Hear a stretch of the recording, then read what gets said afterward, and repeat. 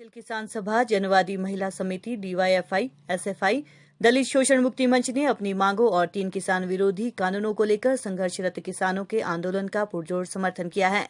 इन संगठनों ने केंद्र और हरियाणा सरकार द्वारा किए जा रहे किसानों के बर्बर दमन की कड़ी निंदा की है। किसानों के आंदोलन के समर्थन में प्रदेश भर के मजदूरों, किसानों, महिलाओं, युवाओं, छात्रों और सामाजिक तथा आर्थिक रूप से पिछड़े तबकों द्वारा राज्य भर में प्रदर्शन करके किसानों के साथ एकजुटता प्रकट की गई।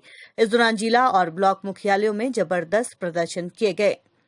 किसान सभा के प्रदेश अध्यक्ष डॉक्टर कुलदीप तंवर ने कहा कि मोदी और भाजपा सरकारें किसानों को कुचलने पर आमदा है, जो कि बेहद निंदनीय है। उन्होंने इन सरकारों को तानाशाह करार दिया है। उन्होंने कहा कि किसान आंदोलन को दबाने से स्पष्टता जाहिर हो चुका है कि ये दोनों भाजपा सरकारें पूंजीपतियों और बड़े घरानों के साथ हैं और उनकी मुनाफाखोरी को सुनिश्चित करने के लिए किसानों की आवाज को दबाना चाहती है, जिसे देश का मजदूर किसान कतई मंजूर नहीं करेगा।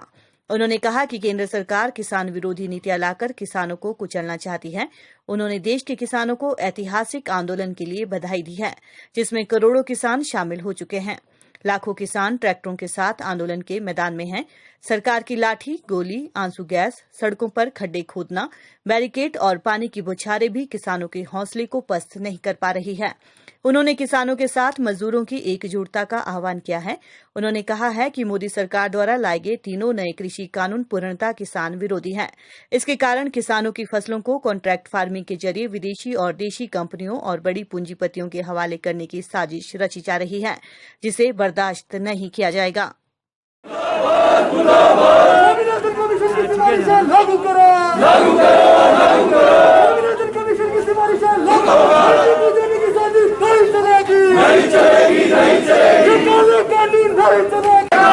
कानून बनाना होगा,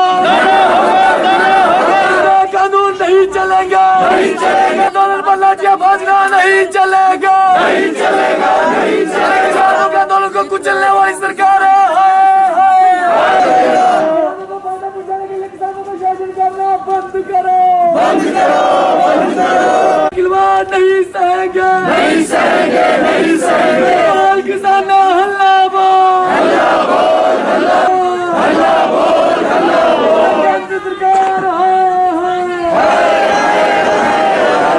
सरकार शर्म करे।